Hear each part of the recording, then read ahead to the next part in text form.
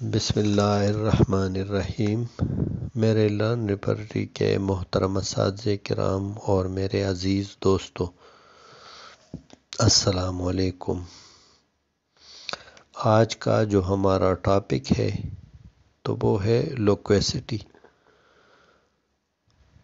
لوکویسٹی means the quality of talking a great deal loquacious flow of talkative، بکواس کرنا، باتیں کرنا، اور باتیں بھی ایسی کہ جو بے ربط ہو، بے موقع ہو، بے محل ہو، ایسی باتیں کہ جس کا نہ سر ہو نہ پیر، اور یہ باتیں اکثر لاشعوری کیفیت میں ہوتی ہے۔ یہ بیماری اکثر ان لوگوں کو ہوتی ہے کہ جن میں کوئی نہ کوئی جسمانی خرابی ہوتی ہے، اور خاص کر وہ خرابیاں جو کہ اعصابی اور دماغی یعنی ذہنی نظام سے متعلق ہو، کیونکہ ان لوگوں کی دماغی حالت خراب ہوتی ہے۔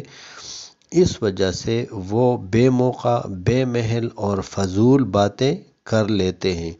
اس کے انڈر بہت ساری ادویات آتی ہے، لیکن ہم نے صرف جو ڈیلیریم کا ٹرائیوز ہے، بیلاڈونا، اسٹرامونیم اور ہائیوسائمس پر بات کرنی ہے۔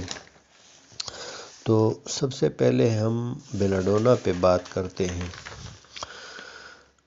بیلاڈونا دوائی ان لوگوں کی ہوتی ہے جو عموماً صحت کی حالت میں خوش مزاج ہوتے ہیں، لیکن جب یہ بیمار ہوتے ہیں تو بہت زیادہ پرتشدد ہو جاتے ہیں، ہذیانی کیفیت میں چلے جاتے ہیں، عصبیت کا شکار ہو جاتے ہیں، ذکی الحس ہوتے ہیں، اور چونکہ ان لوگوں میں بیماری کے دوران خون کا بہاؤ سر کی طرف ہوتا ہے، اس وجہ سے اس کے اعصابی نظام میں بہت تیزی آ جاتی ہے، جس کی وجہ سے اس کے احساسات اور حرکات و سکنات میں بہت تیزی آتی ہے۔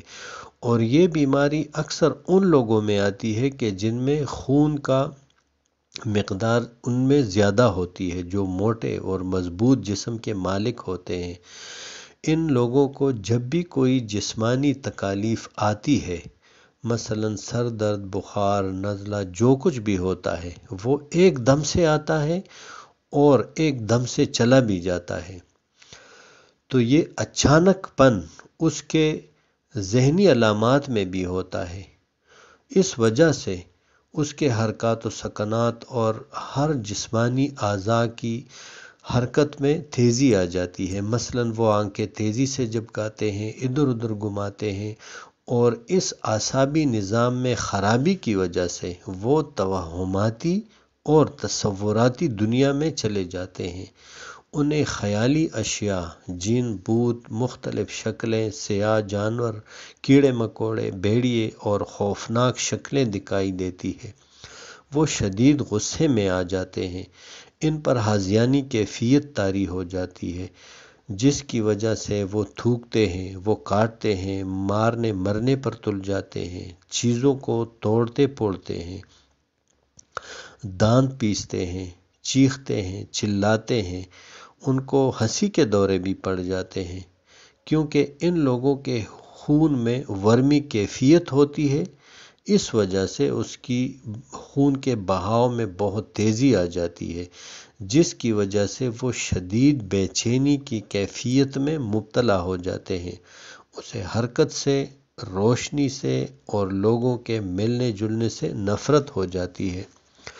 ایسے میں اگر کوئی اسے ٹچ کرتا ہے، ان سے ہمدردی کرتا ہے، اس کی بیمار پرسی کرتا ہے، اس کی تیمارداری کرتا ہے، اسے دلاسا دیتا ہے یا اسے سمجھانے کی کوشش کرتا ہے، تو یہ اپنی اس ذہنی کیفیت کی وجہ سے اس پر حملہ آور ہوتا ہے، اسے گالیاں دیتا ہے، اسے اول پول بکتا ہے اور بکواس کرتا ہے، اور ایسی ایسی باتیں کرتا ہے کہ جس کا نہ سر ہوتا ہے نہ پیر۔ اور یہی وہ وقت ہے کہ جس کی وجہ سے ہم اس دوائی کو آج کے ریوبرک کے انڈر کنسیڈر کر سکتے ہیں۔ ہماری جو دوسری دوائی ہے وہ ہے اسٹرامونیم۔ اسٹرامونیم بھی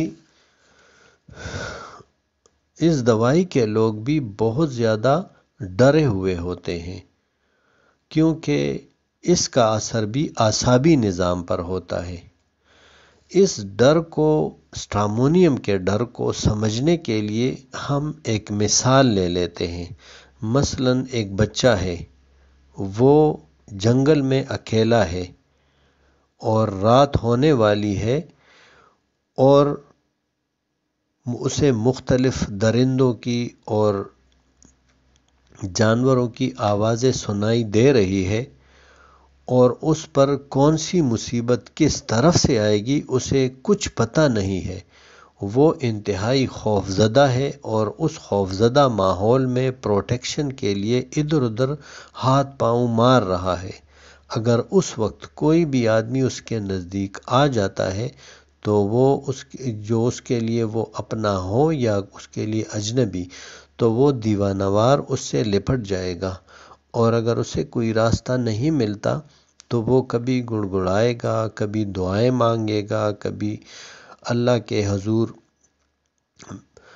منت سماجت کرے گا، تو کبھی مرنے پر تل جائے گا۔ بالکل اسی طرح سے اسٹرامونیم کے مریض کی خوف والی حالت ہوتی ہے، جو اس کے ذہن میں عجیب قسم کا خوف پیدا ہو جاتا ہے۔ ان لوگوں کو بھی توہماتی اور تصوراتی طور پر چھوٹی چھوٹی چیزیں دکھائی دیتی ہے، مثلاً سانپ، بچھو اور کتے، خرگوش، بلیاں وغیرہ، جو اسے ذہنی طور پہ انتہائی کرب میں اور خوف میں مبتلا کر دیتی ہے، اور اس حالت سے نکلنے کے لیے کبھی وہ دعائیں کرتا ہے تو کبھی منت سماجت کرتا ہے، اور کبھی وہ چیخنا چلانا شروع کر دیتا ہے۔ وہ اپنے اس ڈر کو باہر کی طرف دھکیلنے کے لیے الفاظ کی مناسب یا غیر مناسب شکل میں باہر کی طرف نکالتا رہتا ہے، چاہے وہ الفاظ اچھے ہو یا برے، وہ گالی کی شکل میں ہو یا دعا کی شکل میں، وہ کسی آواز کی شکل میں ہو، لیکن وہ بولتا رہتا ہے۔ تو اس وجہ سے ہم اس دوائی کو بھی آج کے ریبرک کے اندر کنسیڈر کر سکتے ہیں۔ ہماری جو اسٹرائیوس کی تیسری دوائی ہے وہ ہے ہائیوسائمس۔ یہ بھی پلانٹ کنگڈم سے تعلق رکھتی ہے اور بہت بڑی دوائی ہے۔ ویسے تو اس میں بہت زیادہ علامات ہیں، لیکن ہم نے بھی اسی علامت پہ بات کرنی ہے کہ یہ لیوکوسٹی کے اندر کیسے آتے ہیں۔ تو یہ لوگ چاہتے ہیں کہ لوگ اس کی طرف متوجہ ہوں، اور وہ ہمیشہ اس کوشش میں رہتے ہیں کہ کوئی نہ کوئی ایسی بات کرے، ایسا عمل کرے کہ لوگ اس کی طرف اٹریکٹ ہوں۔ وہ اپنے کپڑوں کا، چپل کا، ہر چیز کا، اپنے پہناوے کا، ہر چیز کا بہت خیال رکھتے ہیں۔ ویسے یہ لوگ بہت زیادہ کنجوس ہوتے ہیں، لیکن اس ڈیزائر آف اٹریکشن کی وجہ سے اپنے اوپر پیسے خرچ کرتے ہیں، کیونکہ وہ خود نمائی چاہتے ہیں۔ ان لوگوں کو خود نمائی کی شدید خواہش ہوتی ہے، اور ڈیزائر آف اٹریکشن کی وجہ سے وہ جب بھی لوگوں کے بیچ میں بیٹھا ہوا ہوتا ہے تو وہ چاہتا ہے کہ وہ ان لوگوں کے بیچ میں سب سے نمایاں نظر آئے، اور اس وجہ سے وہ ہر اس موضوع پر بات کرنے کی کوشش کرتا ہے کہ جس کی وجہ سے وہ نمایاں ہو جاتا ہے۔ لیکن جب وہ دیکھتا ہے کہ جو موضوع اس وقت ہو رہا ہوتا ہے، اس پہ بات ہو رہی ہوتی ہے، اور اس موضوع پر اس کے پاس علم کی کمی ہے، تو یہ اپنی سبکی محسوس کرتا ہے، تو اس حالت کو یہ برداشت نہیں کر پاتا۔ وہ بے وقوفانہ گفتگو شروع کر دیتا ہے، وہ ہنسی مذاق شروع کر دیتا ہے، غیر اخلاقی گفتگو شروع کر دیتا ہے، وہ